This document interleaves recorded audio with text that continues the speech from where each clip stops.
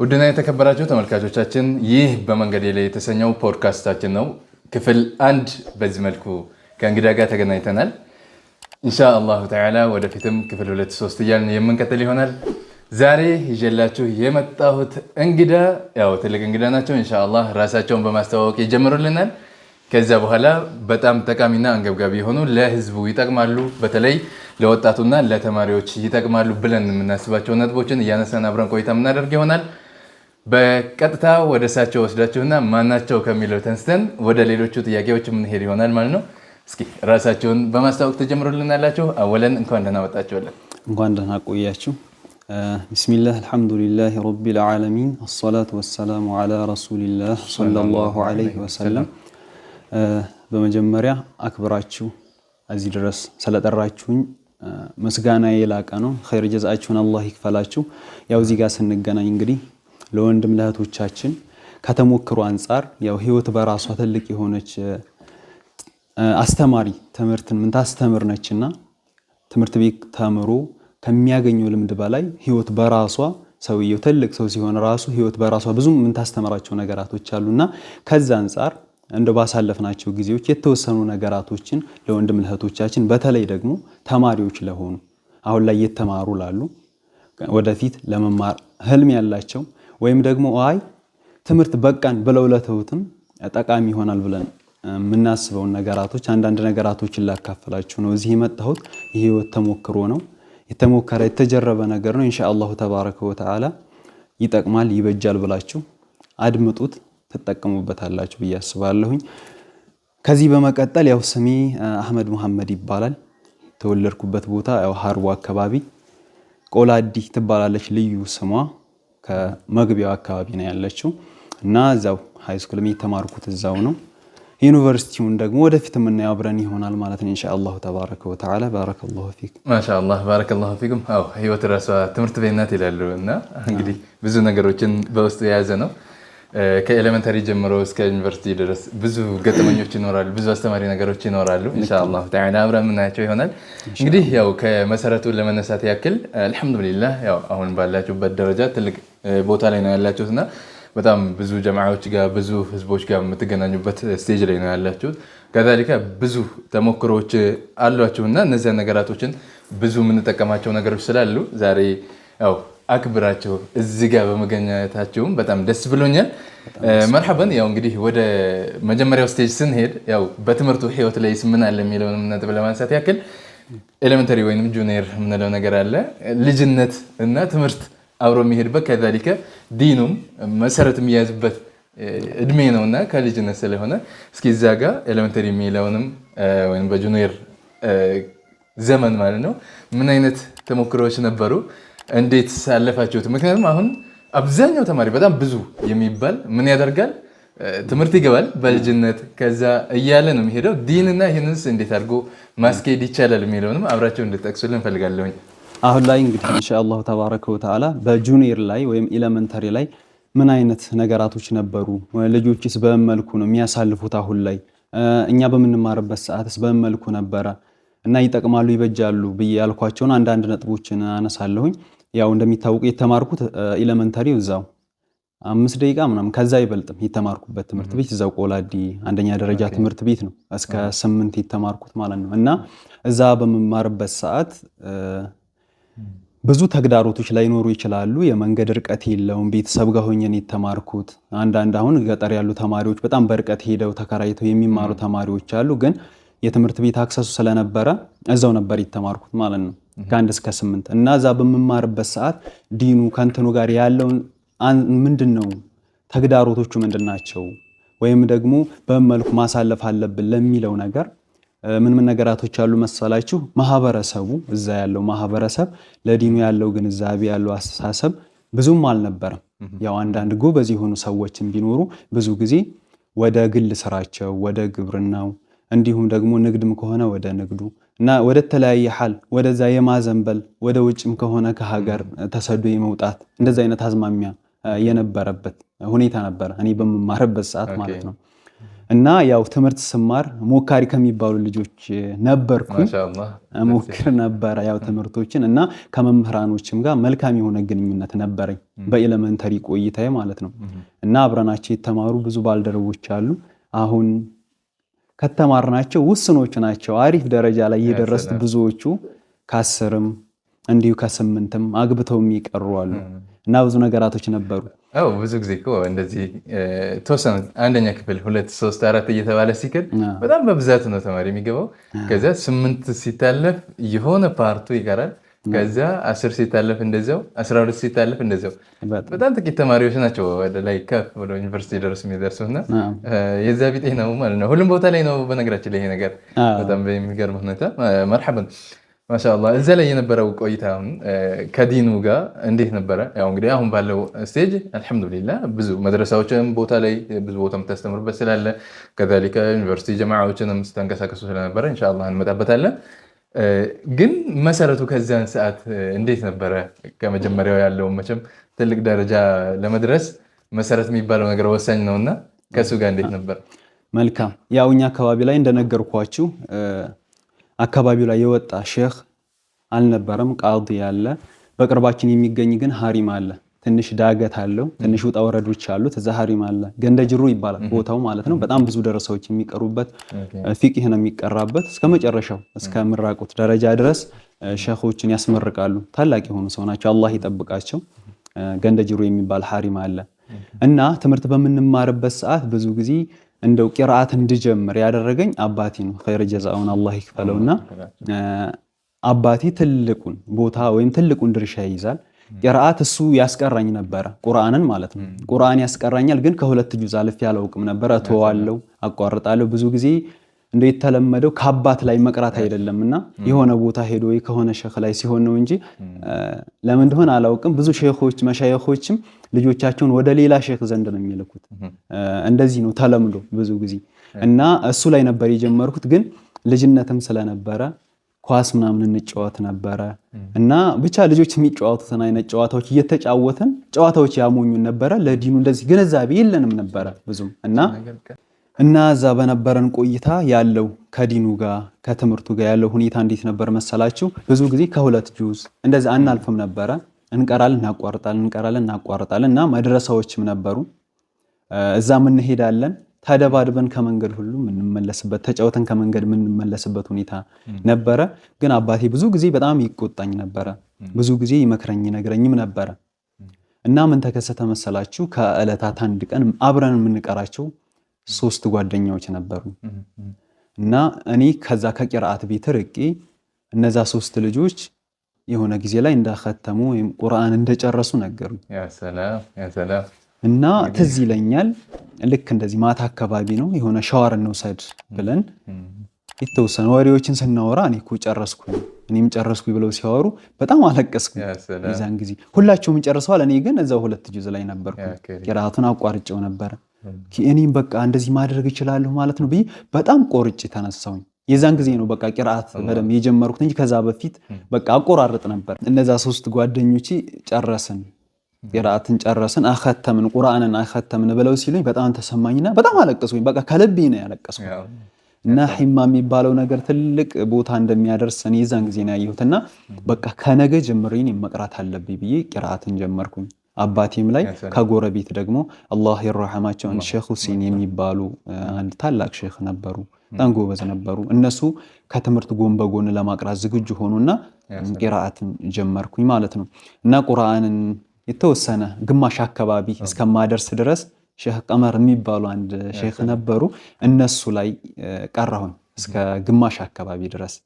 ከዛም በሆነ አጋጣሚ ወደ ሌላ ቦታ ሄዱና ጎረቤት ሆነ እነዚህ ሼኽ ሁሴን የሚባሉት ጋር ማለት ነው። ጎረቤት ሆነን እና እነሱ ጋር ልክ ትምህርት ከመሄዴ በፊት እቀራለሁ። በጣም ይወዱኝ ነበረ። ቂራአት ሌሎችም ልጆች አሉ፣ እነሱ ላይ ቀራሁኝ። በድጋሚም እነሱ ላይ አኸተምኩኝ። የጨረስኩት እነሱ ላይ ነው ያው ቁርአንን ማለት ነው። እና በዛ ሁኔታ ነበረ ቁርአንን የጨረስኩት ለመጀመሪያ። ማሻአላህ በጣም ደስ ይላል ወላሂ ባረከላሁ ፊኩም።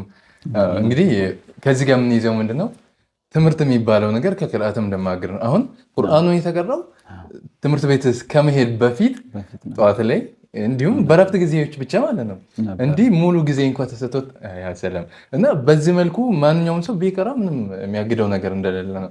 ልጅነት የሚባለው ነገር ጊዜውን ሊያሞኘውና ጊዜውን ሊያስባክነው አይገባም። ማሻአላህ። ከዚሁ ጋር ተያይዞ እንግዲህ ኤሌመንተሪ ላይ ያው ብዙ ልጅነትም ስላለ በሰል የሚባለው ወደ ፋይሬጅ የሚከድበት ታይም ወደ ሃይ ስኩል ላይ እንዲህ ጠጋ ሲባል እንደገና ደግሞ ኢንአዲሽን ምን አለበት ትንሽ ከቤተሰብ ምራቅ የሚባልበት አጋጣሚ ሊኖር ይችላል። ሃይ ስኩሎች ሁሉም ቦታ ላይ ላይኖሩ ይችላሉ እና አንዳንድ ቦታ ላይ ይኖራል።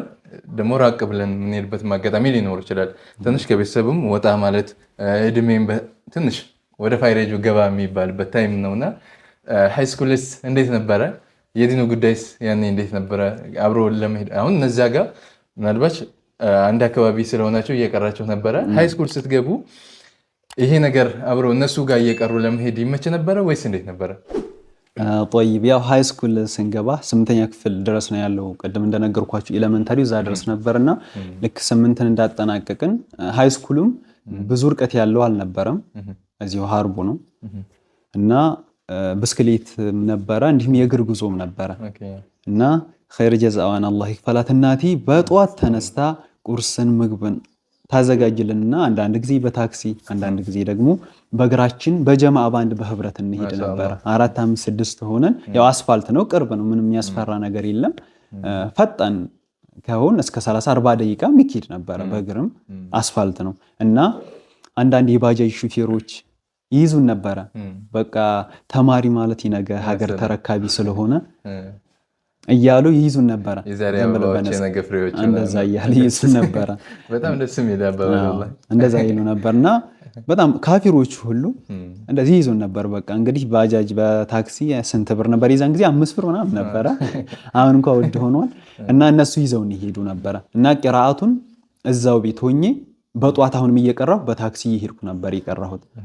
እነዛው ሼክ ዘንድ ነው የቀራሁት። ፊቅሁንም ከሰፊና ጀምሮ ያሉትን እስከ ኡምዳ አጋማሽ አካባቢ ድረስ እነሱ ናቸው ያቀሩኝ። ጧት ቶሎ 12 ሰዓት ተንስቼ እቀራና ቁርስ በልተን በታክሲ እንሄዳለን። ኦር ደግሞ በእግራችን ከሆነ ደግሞ ሰዓቱን እናመቻችና እንቀራ ነበር። በዛ መልኩ ነበር የቂራአት ሂደቱ የሆነው እና ሃይ ስኩል ከገባሁም ጊዜ ጀምሮ እነሱ ላይ ነበር ስቀራ የነበረው ማለት ነው። ማሻአላህ በጣም ደስ የሚል ነው። እንግዲህ ሃይ ስኩል ሲገባ ትንሽ ቢዚ የመሆን ሁኔታዎችም አሉ።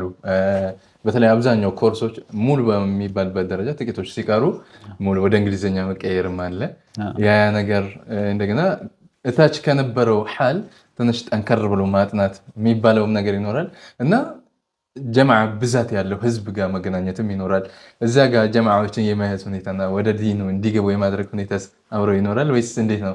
እንደገና እድሜም ደግሞ ትንሽ ወጣ ያለ ባህሪ የሆነ ልጆች በአብዛኛው ሃይ ስኩል የሚገቡት የሆነ ጨዋታው ወደ ኳሱ ወደ ምኑ የሚያሮጡበት እድሜ ላይ ያሉ ናቸው እና እነዚያን ሰዎችን ሰብሰብ የማድረግ ሁኔታ ወደ ዲኑ የማምጣት ሁኔታ እንዴት ነበረ?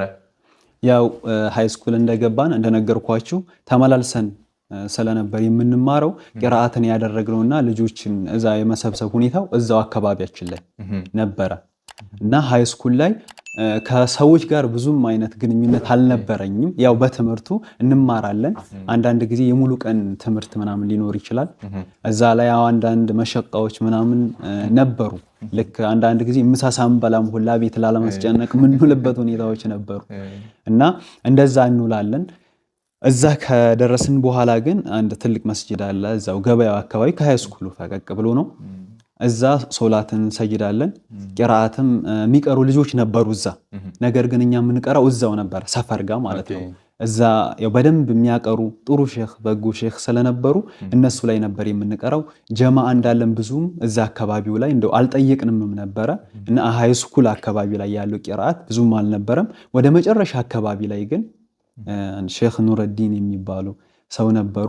እነሱ እንዳሉ ነገሩን። ጎበዝ አቅሪ እንደሆኑ ነገሩን። እነሱ ጋር ተዋወቅን። ብዙ የጀማዓ ልጆችም ጋር ተዋውቀን ነበረ እዛው ሃይ ስኩል ላይ። ነገር ግን ቂራአት የቀራሁት ቅድም እንደነገርኳችሁ እዛው ሰፈር ላይ ነበረ አመቻችቼ የቀራሁት ማለት ነው። በጣም ደስ የሚል ነው ወላሂ አልሐምዱሊላህ። በጣም አሪፍ ነው። እንግዲህ ያው በዚሁ ሁኔታ ትምህርቱም ላይ ጠንከር እየተባለ በቅራአቱም እንዲህ እየተባለ ያ ሰላም እንግዲህ ወደ ዩኒቨርሲቲ የመሄጃውም ጊዜ እንዲህ እያለ ይመጣል ማለት ነው። ማሻአላህ በጣም ደስ የሚል ነው። እንግዲህ ታች ከአንደኛ ክፍል ጀምሮ የተባለ ተሄዶ ወደ ሃይ ስኩል ተደርሶ ሃይ ስኩል ላይ እንግዲህ እንዳላችሁ እየተመላለሳችሁ ስለነበረ ብዙ ጀማዓ እዛ ጋር የመገናኘቱ ሁኔታ ኮንታክት የማድረጉ ሁኔታ የለም። ብዙ ጀማዓ ቢኖርም ኮንታክት አድርጎ ምን ሐል ላይ ነው ያለው የሚለው ይመጣል፣ ትምህርት ይገባል፣ ተመልሶ ወደ ቤት ነው። ማሻአላህ በጣም ደስ ይላል። መርሐበን። እንግዲህ ዋናውና ትልቁ አብዛኛው ሰው ደግሞ ከቤተሰቡ ሙሉ በሙሉ የሚርቅበት የሆነው እንዲሁም ለየት ያሉ ነገራቶችን የምናይበት ትንሿ ኢትዮጵያ በመባል የሚታወቅበት የሆነ ዩኒቨርሲቲ የሚሄዱት ሀያት ያለና ሀፍ ላይፍ ነው ይሉታል ሌሎችም ወደታ ያሉ አስተማሪዎች። ዩኒቨርሲቲ ሀፍ ላይፍ ነው አይነት ነገር። ምክንያቱም ያው ሙሉ የኢትዮጵያ ማህበረሰቦችን የምናገኝባቸው የተለያዩ ባህሎችንም አለባበሱ ብዙ ነገራቶችን እንደገና እኔ የት ነው ያለሁት እንደገና ውድድሩ ከየት ጋር ይሆናል? ከኢትዮጵያ ህዝቦች ጋር ባንድ የሚሆንበት ቦታ ነውና ጥሩ ጎኔ የት ጋር ነው? ደካማ ጎኔ ደግሞ የት ጋር ነው?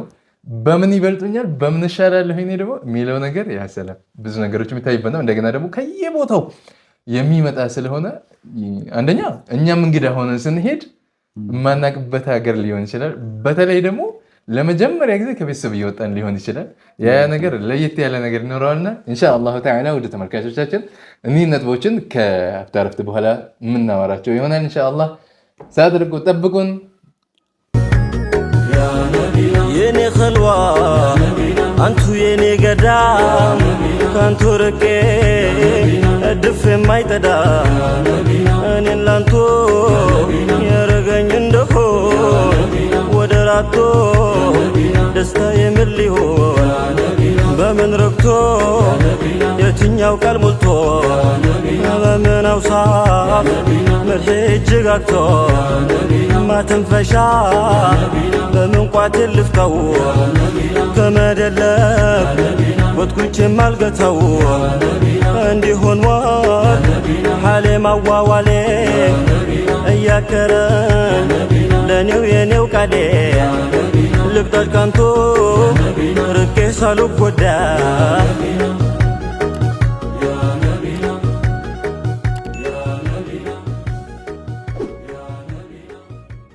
መርሐበን ውድ ተመልካቾቻችን ተመልሰን ተገናኝተናል። እንግዲህ ወደ ዩኒቨርሲቲ ሀያት ከመግባታችን በፊት ከ11-12 ላይ ጀምሮ ወደዛ የሚደረግ ፕሪፓሬሽን ስላለ ከዛ ጀምረን ወደዛኛው ሀያት የምንሸጋገር ይሆናል ማለት ነው። አብራችሁን ቆዩ። መርሐበን። እንግዲህ 11-12 ላይ ከ9-10 ከነበረው ቆይታ ደግሞ እድሜን በሰል እያለ ብዙ ማገናዘብ የሚገኝበት ቦታና ትምህርቱም እንዲሁ እያያዝ ነው ወደ ውስጣችን እያስገባ ነው። ከትምህርቱም የሆነ ነገር የምንይዘው ከእድሜያችንም ከዛሊካ ወደፊትም ምን ማድረግ አለብኝ የሚለውን አላማችንን እንዲሁ ሰፋ እያደረግን በየትኛው በኩል መሄድ አለብኝ። ለምሳሌ 10ን ስንጨርስ ሶሻል ናቹራል ብሎ የሆነ ምርጫ ይሰጣል። ይሄ ራሱ እኔ በሚገርም ሁኔታ ይሄ ራሱ ራሳችን እንድናይና የትኛው የሆነ እቅድ ለማውጣት የሚያግዝ ነገር አድርጌ ነው የማስበው። ምክንያቱም ዝም ብሎ አንድ መስመር ላይ መጓዝ ሳይሆን ሁለት ሆኖ ስታገኝ የትኛውን ለያዝ፣ ወደፊት ምን መሆን አለብኝ፣ ምንድን መምረጥ አለብኝ፣ ወደ የትኛው በኩል መገንጠል አለብኝ የሚለው ነገር ከዚህ ይጀምራል ብዬ አስባለሁ። እቅድ ማውጣትና ከዛ በኋላ ወደፊት መሆኑ ነገር አስቤ ለዛ ነገር መስራት የሚባለው ነገር ማለት ነው። እና እንግዲህ 10 ሲጨረስ በዛ መልኩ ይገባል።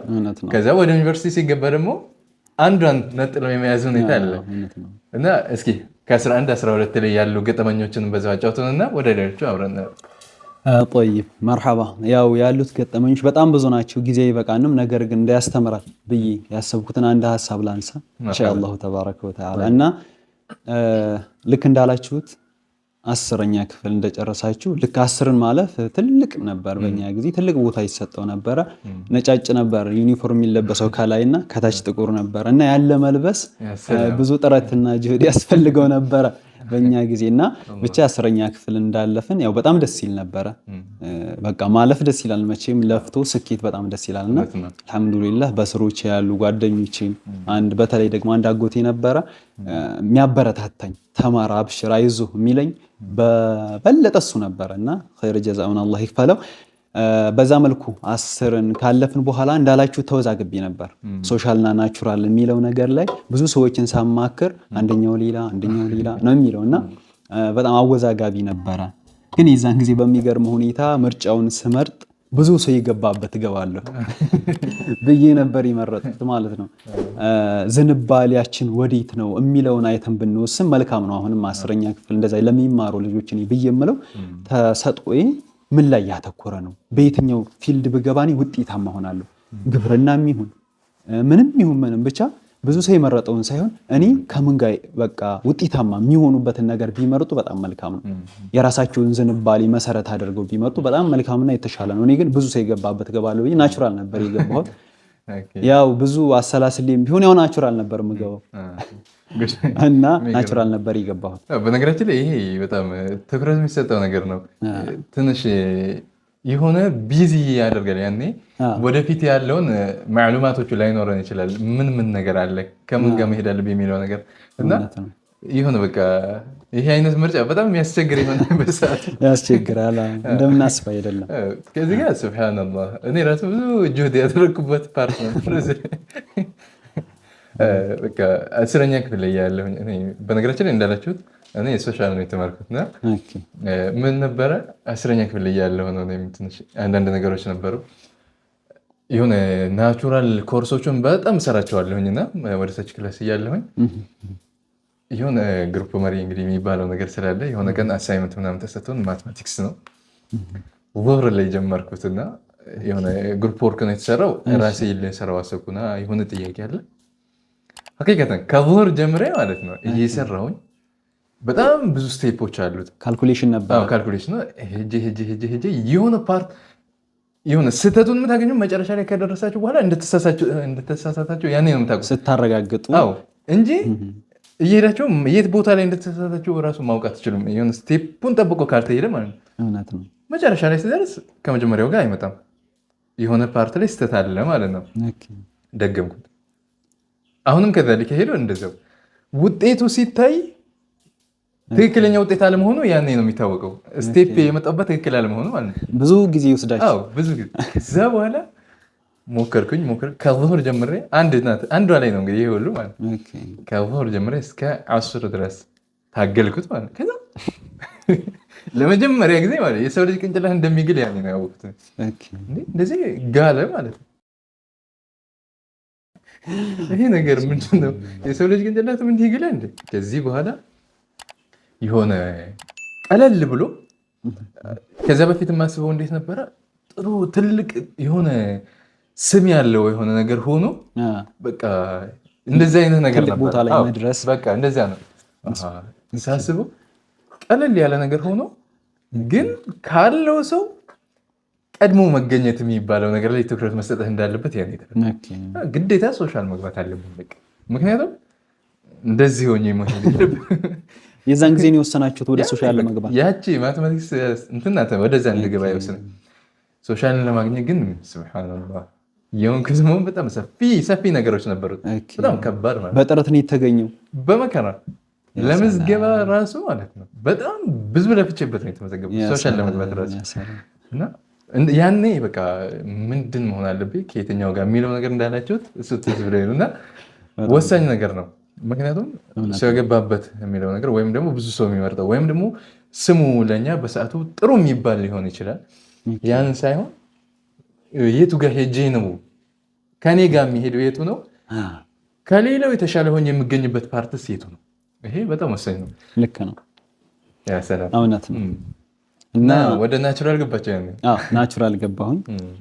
ከዛም ናቹራል ገብቼ ያው ቀጠልኩኝ ትምህርቱን። እንደነገርኳችሁ ናቹራል ለመግባት ነው እንጂ ተማሪውን ጉጉት የነበረው ናቹራል 2 ክላስ ሆኖ ሶሻል 1 ክፍል ነበረ የዛን ጊዜ ማለት ነው። እና ናቹራል ገባሁኝ ተማርኩኝ። ወደ 12 አካባቢ ላይ እንደው የትምህርት ሞራሊ ትንሽ እንትን እያለ መጣ፣ እየቀዘቀዘ ምናምን መጣ። እንደው በቃ እስካሁን ድረስ ለፍቼ ምን አገኘሁኝ ምና አይነት ነገር እንደዚህ አይነት በቃ ሐሳቢ በቃ ይሄ ሁላ ዓመት ተምሬ ቤተሰቦቼን አድክሜ እንደዚህ አይነት ነገራቶችን እንትናል ብቻ እንደማንኛውም ተማሪ ሞከርን 12 ላይ። ከዛ በሚገርም ሁኔታ አንድ ክስተት ተከሰተ። እሱም ምን ነበረ?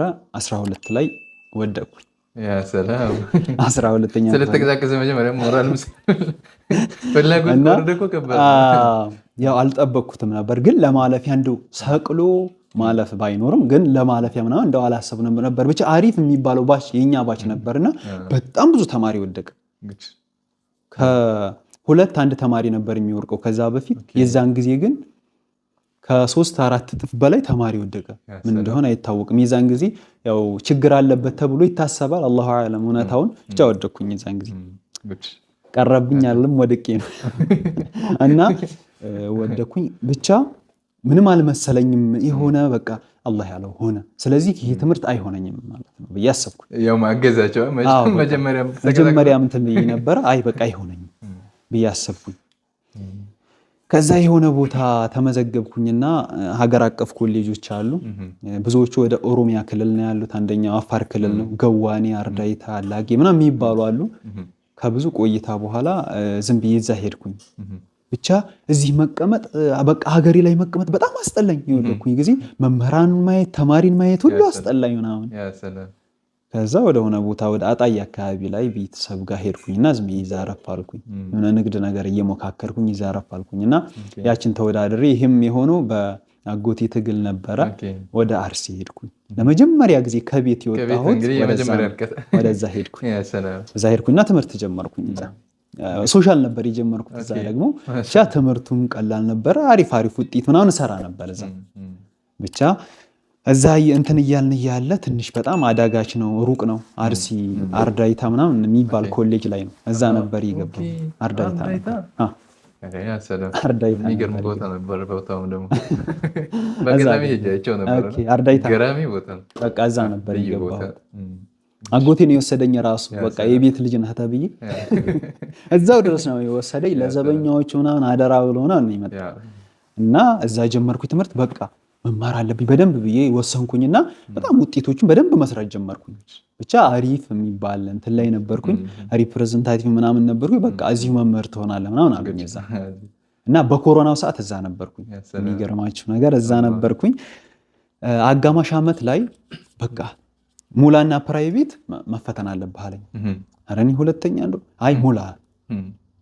ከዛ ፕራይቬት ሞላሁኝና እዛ በቃ 1 ዓመት ምናምን ተምሬያለሁኝ። ኮሮናም ስለነበረ ፈተና ሳይፈተኑ ወደ ክረምት አካባቢ ተጠግቶ ነበር የዛን ጊዜ የተፈተኑት። ትምህርት እየተማርኩ እያለ አስፈቅጄ መጣሁኝ። ዲናችንን ያው ንግባባም ስለነበረ ፈቀደልኝና ለጉዳይ ነው ብዬ መጣሁኝ። ከዛ ዝም ብዬ ተፈተንኩኝ። ብዙም አልተዘጋጀሁም። ተፈተንኩኝና ተመልሼ ሄድኩኝ። ተመልሼ ሄጄ ስማር በቃ አሪፍ ውጤት እየመጣ እያለ ልንጨርስ 3 ዓመት ነው። 1 ዓመት ያው ኦልሬዲ ጨርሻለሁኝ። ምክንያቱም 1 ዓመቱን ወድቄ ስለነበረ 2ኛ ዓመት ላይ ደግሞ ያው አቋሪ ኮሮና ነበረ ሰዓቱ። እንደውም ከዛ ስመጣ በአዳማ አካባቢ ላይ እዛ ነበር የጀመረውና ኮሮና በቃ ፈርተውኛ ቤተሰቦች ራሱ አልዘይሩና ብለውኝ ያውቃሉና ከዛ መጣሁኝ ተፈትኜ ያው ተመልሼ ሄድኩኝ። ወደ መጨረሻው አካባቢ ስደርስ ውጤት መጣ። ውጤት መጥቶ አለፍክ ተባልኩኝ። ከዛ በቃ እንዴ አለፍኩ። በጣም ተወዛገብኩ ደግሞ በዚህ እዛ የተወሰነ ስንማር ጀማዓዎችም እዛም መስርተን ነበረ። ብዙ ልጆችን አግኝተን ነበረ። ከአሶሳ ከሌላ ከተለያዩ አካባቢዎች የሚመጡ ልጆች ነበሩ። ቂራአት እነሱ ላይ ጀምሬ ነበር እዛ ማለት ነው። ልጆችን የተወሰነ አስቀራቸው ነበር። ባለችኝ ዕውቀት የተወሰነ እንትን እላቸው ነበር። እነሱ መሰረቱ ከወዲህ ስለተያዘ ትልቁ ነገር እንግዲህ ለራስ ብቻ ሳይሆን እዛ ጋር ሲገባ ብዙ ምንም ነገር ሳያውቁ በጣም አስፈላጊ የሆነ ነገር ማወቅ ያለባቸው ነገሮች ኖረው እነዚያን ሳያውቁ መጥተው መቸገር ብዙ ጊዜ ያጋጥማልና መሰረት ይዞ መሄድ ለእነሱም ለራስም ብዙ ጥቅም አለው። በጣም ብዙ ጥቅም ነው ያለው እና እዛ አንድ ምርጥ የሆነ ሳሂብ ማገኘሁኝ። ጀማል ይባላል። በጣም ነው የማመሰግነው እሱ ልጅ።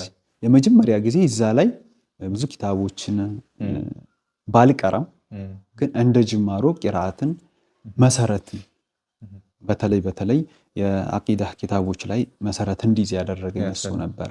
ምክንያቱም ፊቅህ ቀራሁኝ እንጂ እዚህ ብዙም እንትን አላልኩም ነበረ እና እሱ የሼኽ ዑመር ደረሳ ነው። አላህ ይጠብቃቸው ሁለታቸውንም እና የነሱ ደረሳ ነበረ።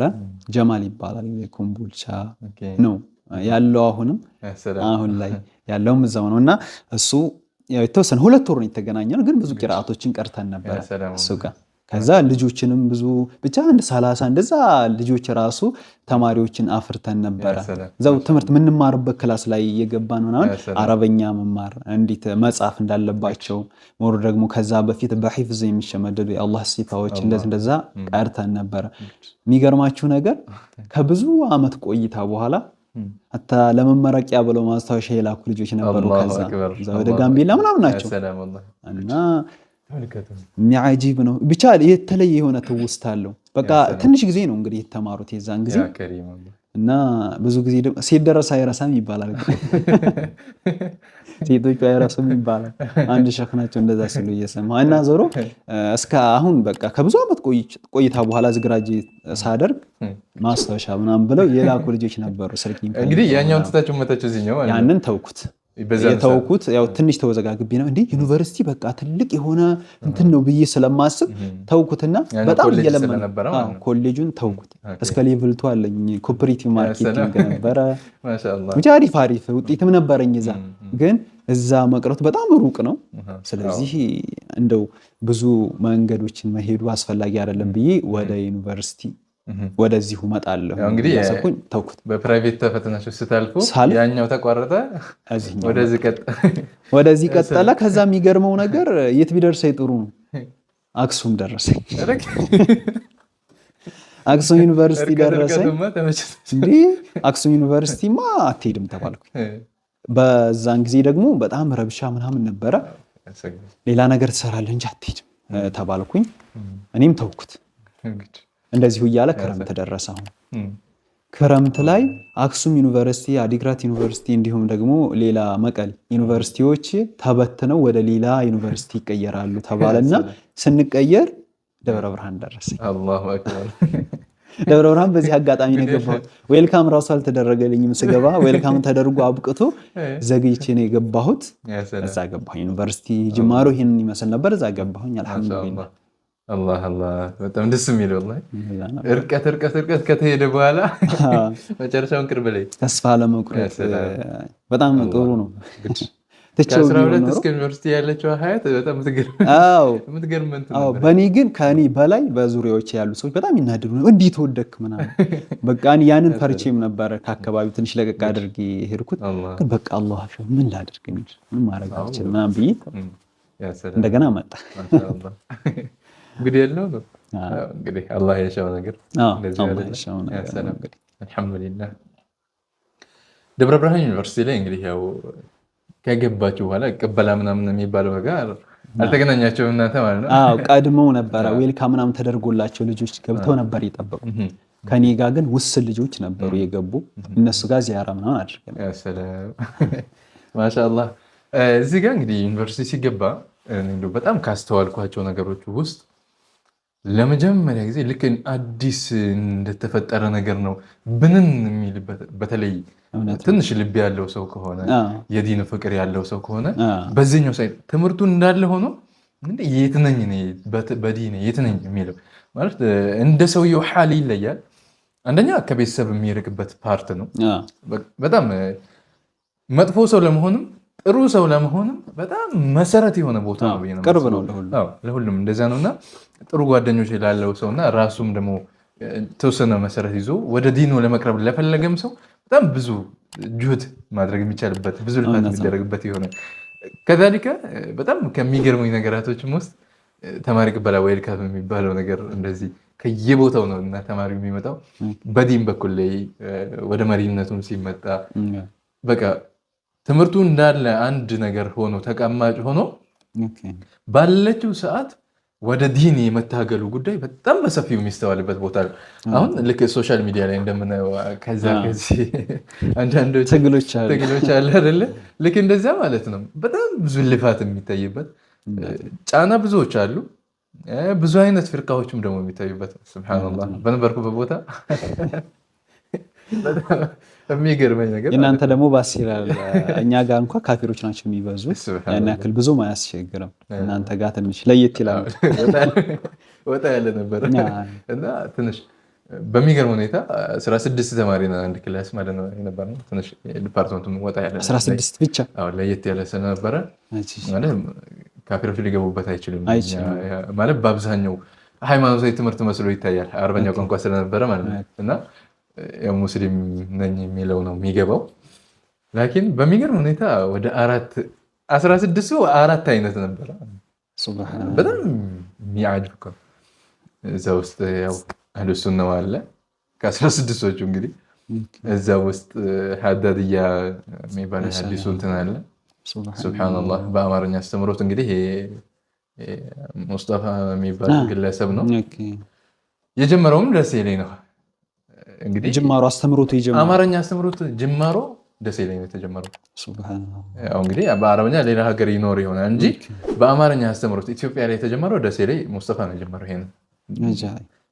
ስሙን በየጊዜው ይቀያየራል ምናምን አሁን ወደ አቡነ ኢብራስ ተቀይሯል አቡነ ኢብራስ ብሎ አሁን ደግሞ ትንሽ ቆይቶ ከጦሳ ማዶ የሚባለው አንዳንድ የሚዲያ እንቅስቃሴዎች አሉት እና ሐዳድያዎች ናቸው እነሱ አሉበት ኢኽዋንያንን የሚሉት አሉበት ሰለፍያንን ብለው ራሳቸው የሚጠሩት አሉበት አህሉ ሱና አለበት 4 ማለት ነው በቃ ሁሉም ራሱን እንትና ማን ነው እኔ ማን ነኝ ለይቶ ያለ ያው እንትንም የሆነ ስቴጅ ይዞ ነውና ወደ አረበኛ ሲገባ ሰውየው ያ ነገር ስላለ ጥጉን ይዞ ነው የሚገባው እና በጣም ከተማሪው ብቻ ሳይሆን ከአስተማሪው ጭምርት እንደዚሁ ነው በቃ አስተማሪውም የራሱን ጥግ የያዘ ነው ሁሉ ተማሪውም እንደዚያው ማለት ነው በጣም የሚገርም ነበር እና ልክ አዲስ ተማሪ ሲመጣ እንግዲህ የትኛው ላይ ነው የሚገባው ይሄ ሰው በጣም ይጨናነቃል መሰረቱን ከቤተሰብ ይዞ ያልመጣ ሰው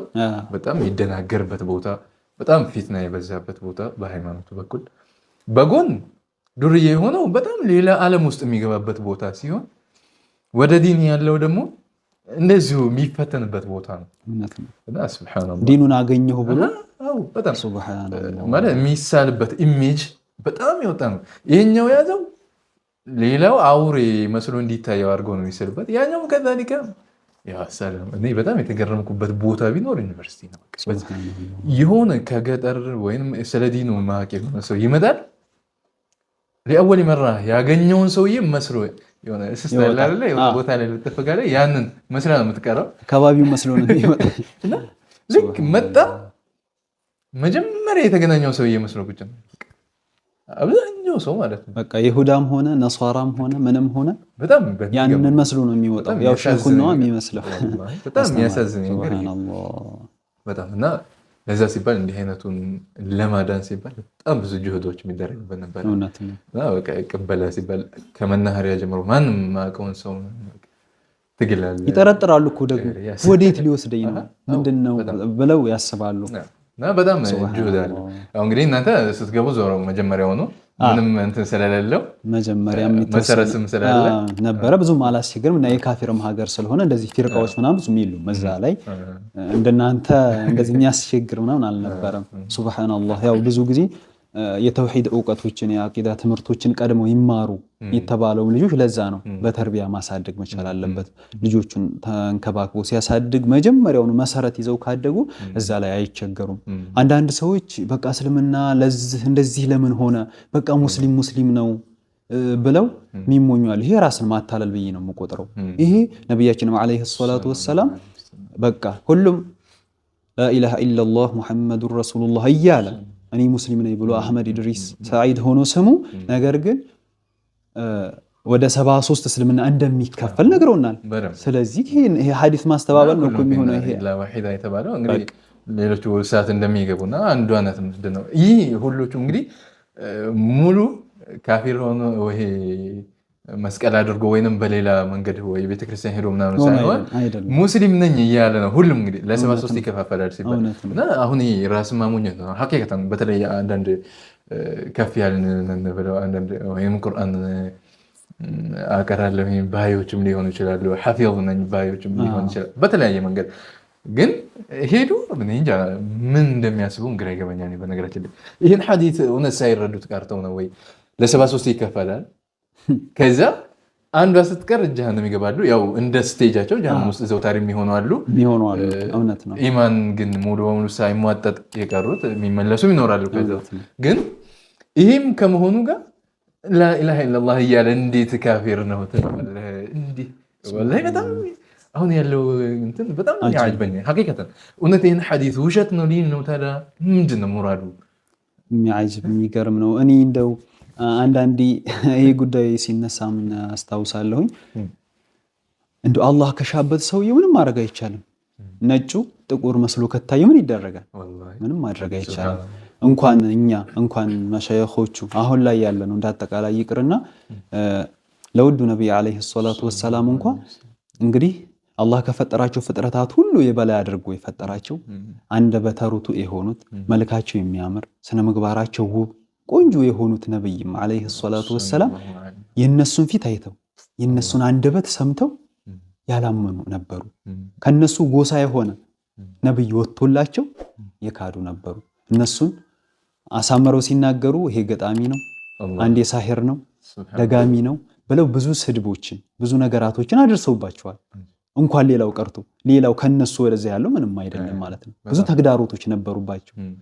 ስለዚህ አላህ እንግዲህ ያንን ቀናውን መንገድ ካልሻለት ለማስረዳት በጣም ከባድ ነው። እያየው አላየሁም ካለ ምን ይደረጋል? በጣም የሚገርም እኮ ነው ወላሂ ምን ማድረግ አይቻልም። ሱብሃንአላህ። እሺ ሌላውስ መስሉት እንደው ዒልሙ ላይ የሌለበት ሰው በርግጥ ዒልም አለው ለማለት ይከብዳል እንደዚህ አይነት ሰው። ምክንያቱም ያው በሌላው ዘርፍ ምንም ያክል ቢሄድ ያው ሱብሃንአላህ ስንት ሰው ነበር ነው ያሉት ነገር ሼክ ሙስላይ አላህ እና ሱብሃንአላህ እጅግ ፈን ያወቁ ስንት ሰው ነበሩ እጅግ ፈን ያወቁ እያንዳለጣቸው ቀሩ እየወደቁ ነው እንደወደቁ። ተውሂድን በደንብ አድቅቆ ያልቀራ ሰው መጀመሪያ መሰረት የሌለው የሆነ ሰው ወዳቂ ነው። ነብዩና አለይሂ ሰላቱ ወሰላም ሱሐበቶችን መጀመሪያ ኮትኮታ ያሳደጓቸው ሐታ ቁርአንን ከማስተማራቸው በፊት ራሱ ተውሂድን ነበረ አስተማሩን ያሉት አይደል? ስለዚህ መጀመሪያ ተውሂድ ነው የሚቀደመው። አንደኛው ሶላት ቢሰግድ ሌሎችን ዒባዳዎች ቢያደርግ ምን እስካልሆነ ድረስ አላህን እስካላወቀ አላህን እስካልተገዛ ድረስ የሳለውን ነገር የሚገዛ ከሆነ እኮ ችግር እኮ ነው ነበረ እኮ። እኔ አላህ ነኝ ብሎ ያለ አዑዙ ቢላህ ሰውየው ከዛ ሙሐመድ የሚባል መልእክተኛ አንድ ሰው ልኮ ላኢላሃ ኢላላህ ሙሐመዱር ረሱሉላህ ነበር እኮ የሚሉት የሱም ተከታዮች። አላህ ሲሉ የሚፈልጉት ያን ሰውዬ ነው። ሙሐመድ ሲሉ ደግሞ ያ ሰውዬ የላከውን ሰው ነበር የሚፈልጉት። ስለዚህ ላኢላሃ ኢላላህ ሙሐመዱር ረሱሉላህ ብሏል። ስለዚህ ሙስሊም ነው ይባላል። ያ ሰውዬ ቃሉን አለው እንጂ እየፈለገበት ያለው ያንን ሰውየው ነው። ሐኪም ቢአምሪላህ የሚባለውን ሰውዬ አላህ ነኝ ብሎ ራሱን ሰይሞ በዚህ መልኩ እንግዲህ ተመልክቱ። ሙሐመድ ብሎ አንዱን ሰው ላከ። ቃሉ ትክክል ነው። ምንም ላኢላሃ ኢላላህ ሙሐመዱር ረሱሉላህ ሰለላሁ ዐለይሂ ወሰለም ቃሉ ይሄ ተባለ። ግን ላኢላሃ ኢላላህ ሲል የሚፈልግበት ያን ግለሰቡን ነው። ሙሐመድ የአላህ መልእክተኛ ነው ብለው ሲያስተምር ሰውየው የሚፈልገው ራሱ እኔ የሐኪም ቢአምሪላህ መልእክተኛ የሆንኩት ነኝ ያለ እያስተማረ ነው። ቃሉን ትክክለኛ እያስተማረ ነው። ግን አሁን ይሄ ሰው ሙስሊም ነው ከተባለ እንዴት ነው የሚሆነው? ያን ግለሰብ እያመለከ ሙስሊም ይሆን ነው? በጣም የሚያጅብ እኮ ነው። ሱብሃንአላህ ለምን እያሉ ግራ የሚገባቸው ወንድምህ ነው ላኢላሃ ኢላላህ ያለ በሙሉ ምናምን ናም በትክክለኛው መንገድ ካመነማ ወንድም ነው። እውነት ላኢላሃ ኢላላህ የሚለውን ማዕናውን የሚያፈርስ ነገርን እያመነ ወይንም የሚያፈርስ ነገርን እየፈጸመ ቃሉን ቢለው እንዴት ነው ሊሆን ይችላል? እና ለምሳሌ እንደው የሆነ ነጃሳ የሆነ ወይንም የሆነ ሽንት ቤትን ስሙን እንቀይረው ቢባል እንግዲህ ሽንት ቤት ውስጥ ያሉ ነገራቶች ጧሃራ እንዲሆኑልን ይሆን ስሙን እንቀይረው ቢባል ለምሳሌ እሱ እንዳለ ሆኖ በቃ ያ ነገር ማር ነው ቢባል ለምሳሌ ማር ነው ቢባል ስሙ ነው እንጂ ማር የተባለው ጉዳዩ ሌላ ነው። ነጃሳነቱን ማር ስለተባለ ያን ነገር ማር ተብሎ ስለተሰየመ ጧሃራ አይሆንም መቼም። ልክ እንደዚያ ላኢላሃ ኢላላህ የሚለው ቃሉ ትክክል ነው። ይሄንን ከአላህ ውጭ ላለ ነገር ከሰጠው እንዴት ይሆናል? ሱብሃንአላህ በጣም የሚገርመኝ ነገር ነው ይሄ። ነገራችን ላይ በጣም የሚገርመኝ ማለት የሆነ ስቴጅ ሄደዋል ተብሎ የሚታሰቡ የሆኑ ሰዎች ላይ ይስተዋላልና እንዳላችሁት ብዙ ፈኖችን በተለያየ መንገድ ቢያውቅም መጀመሪያ ላይ ሊያውቀው የሚገባውን ተውሂድን ካልያዘ ሰውየው ምንም ዋጋ የለውም። ችግር ነው። ያው ቤት መሰረት ሳይሰራ ጣራ እንደ መስራት መታገል ነው። አላህ ይጠብቀን ከክስረት ከሁለት ሀገር ክስረት አላህ ይጠብቀን። ይሄ ትልቅ የሆነ ከሳራ ብሎ ማለት የዛንኛው ሀገር ክስረት ነው። በዱንያ ላይ የሚያጋጥሙን ሙሲባ፣ በላዎች፣ ችግሮች፣ ክስረቶች ችግር የለውም በዱንያ ላይ ሀታ እንደው ጋያው ምንድነው በሞት ሰውየው ይላቀቃቸዋል። የአኺራን ጉዳይ ግን ጀሃነም ከገባ ሰው በምን ይላቀቀዋል? አላህ ይጠብቀን። እኛን የምንወዳቸውንም አላህ ይጠብቃቸው እንጂ በጣም ከባድ ነገር ነው። የሁለት ሀገር ክስረት ነው የሚሆንበት ሰውየው ኢማኑን ካጣ። ከኢማን በላይ ትልቅ ነገር የለም። ኢማንን ከተሰጠው ትልቅ ነገር ነው የተሰጠው።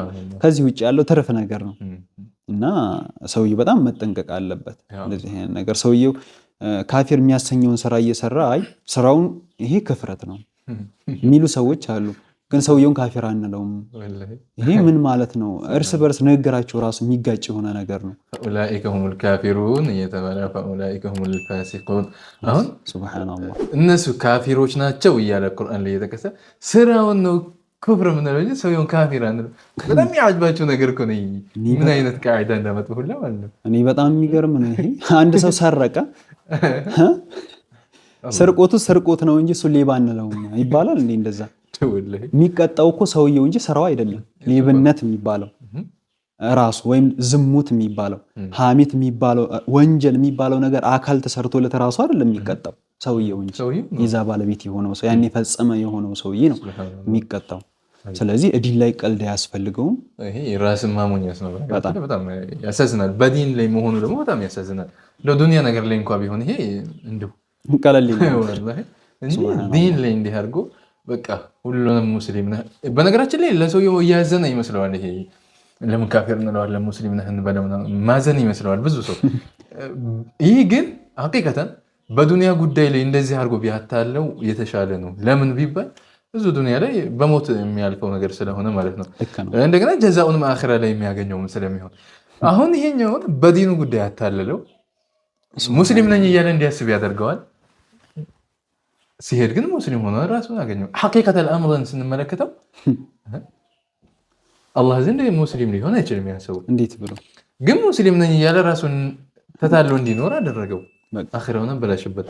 ይሄ ወላሂ በጣም ከባድ ነገር ነው። አላህ ይጠብቀን። አላህ ይጠብቀን። ወላሂ ጥንቃቄ የሚያስፈልገው የሆነ ነገር ነው እና ሰውየውን አንተ እኮ ይሄን ተሳስተሃል፣ ይሄ ነገር እስልምናህን ያበላሽብሃል እና እስልምናህን ያዝ፣ ወደ እስልምና የሚገባው ደግሞ በዚህ መንገድ ነው ብሎ መናገሩ ሰውን ታስከፍራለህ የሚያስብል ነገር አይደለም። እኛ እናስከፍረን። በነገራችን ላይ የከፈረውን ይሄ ኩፍር ላይ የጣለህ ጉዳይ ነውና ተመለስ ነው እንጂ ማለት ነው። ህግ ጋር የተቀመጠ ነገር ነው። ከኪሱ አውጥቶ ሰውዬው አንተ ካፊር ነህ የሚለው ነገር ሳይሆን የተቀመጠ ነገር ነው። ቁርአን ሐዲስ ላይ የመጣ ነገር ነው። ዑለማዎቹ ከሰለፎች ጀምሮ ያስቀመጡት ነገር ነው። ባቡ ሪዳ ኪታቡ ሪዳ ብለው ከፍተው ያስቀመጡት እኮ ነው። ስለዚህ ይሄ ነገር ተጠንቀቅ፣ ይሄ መጥፎ ነው፣ ይሄን ራቀው፣ እዚህ ነገር ላይ ይጥልሃል ብሎ ሰውየውን ማስጠንቀቅና እዛ ላይ እንዳይወድቅ ማድረግ ይሄ ለሰውየው ጥቅም እንጂ ጉዳት እኮ አይደለም። በጣም ማዘን ነው ይሄ። ለምን በዚህን ሐል ሄዶ ከሞተ አበደየ የሆነ ሰዓት ውስጥ ሊገባ ስለሆነ ይሄ ሰው ከዛ ነገር እንዲድን ማድረግ ነው ይሄ ነገር ቢላሽክ ማለት ነውና ሱብሃንአላህ ሰውን እንደው ማታለል ከባድ ነው፣ በተለይ በዲን ሲሆን ማለት ነው።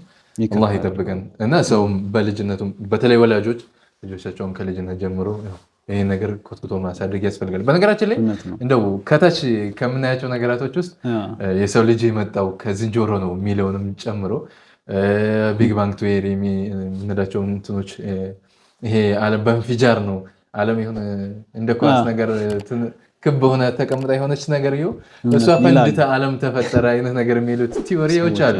አሁን እንግዲህ ምንም የሌለ ሱብሃንአላህ እና አቂዳን ሳይማር የሰው ልጅ ከየት መጣ፣ ዓለም ፍጡር ነው ፈጣሪው አላህ ነው የሚለውን ሳይማር ትምህርት ቤት የገባ ልጅ አሁን ቀጥታ ሸምድዶት ነው የሚሄደው። ምክንያቱም የመጀመሪያ ያገኘው ትምህርት እሱ ሊሆንና ዓለም የሆነ ነገር ፈንድቶ ዓለም ሆነች ፈጣሪ የላትም ከተባለ እንደገና ደግሞ የሰው ልጅ የመጣው የሰው ልጅን አፈጣጠር መጀመሪያ ካልተነገረው ሰውየው የሰው ልጅ የመጣው ዝንጀሮ እንዲህ ያለ እየተቀየረ ፀጉሩ እየረገፈ በአራት እግር የነበረው እየተባለ የሚወራው አይደል? ከዛ እሱ ቀጥ እያለ እንደገና እንደ ሰው ልጅ ቆሞ ሄደ፣ ፀጉሩ እየረገፈ ሄዶ ሰው ሆነ ይባል። ታዲያ የአሁኖቹ ዝንጀሮዎች ምን አልተቀየሩ? የአሁኖቹ ዝንጀሮዎች ለምን አልተቀየሩ?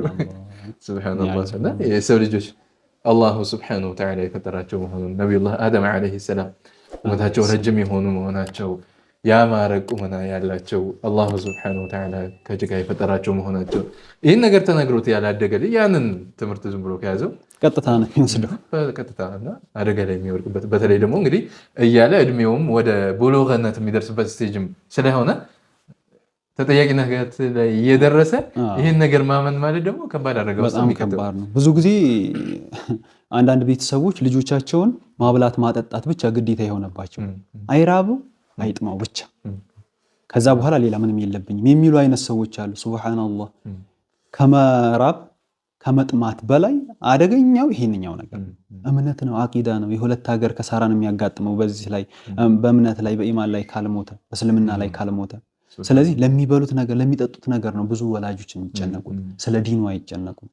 እንዲሁም የሆነ ሼክ ምን አልመሰላቸው ለወላጆች ምክር ሲሰጡ ልጆቻቸውን አብዛኛው ሰው አሁን ሰዓት ላይ ልጆቹን ከእንስሳት ለይቶ አያቸው ማለት የሆነ ምንድን ነው የመሰለኝ በሰዓቱ ይሄን ሲሉ አይ በቃ አይንከባከቧቸውም ወይም ደግሞ በቃ እንደ እንስሳት አድርገው ነው የሚቆጥሯቸው ወይ ያለፏቸዋል። እንደዛ አድርጌ ሳልኩና ሲያብራሩት ምን አሉ እንስሳትን አለ እንዳይርበው ይታጨርለታል፣ ሳር ይበላል፣ ውሃ ይጠጣል፣ መተኛው ይጠረግለታል እንዳይቆረቆረው በቃ እንዲመቸው ይደረጋል። ይበላል፣ ይጠጣል፣ ይተኛል፣ ይነሳል። ይሄው ነው ስቴጁ። ልጆቻቸውንም መተኛው እንዳያስቸግረው፣ የሚበላው እንዳያጣ፣ የሚለብሰው እንዳያጣ ይደረጋል። ያድራል፣ ይለብሳል፣ ይበላል። ያ ሰርክል በቃ ይሄንኑ ይደጋግሙታል። እንዳይቸገር የሚደረገው እንዳይርበው፣ እንዳይጠማ፣ ልብሱ እንዳይቸገር፣ ማደሪያው እንዳይቸገር ሙሉ ነገር ይሟላለታል። በዚህ በኩል ልክ ለእንስሳው እንደተደረገለት ዲን ላይ ግን ካላስተማርከው ከዛኛው በምን ላይ ይኸው እንስሳ አድርገው የለም ወይ ልጅህን የሚልን ትንሲስ በጣም ነገረመኝና እውነት ነው። ብዙ ቦታ ላይ ከተመለከትን ይሄ ነው የሚስተዋለው ማለት ነው። ሱብሃንአላህ። እና ወደ ዩኒቨርሲቲ ስንመለስ ሱብሃንአላህ ያው እንግዲህ እዚያ ጋር የሚከሰቱ ብዙ ነገሮች ስላሉ ሱብሃንአላህ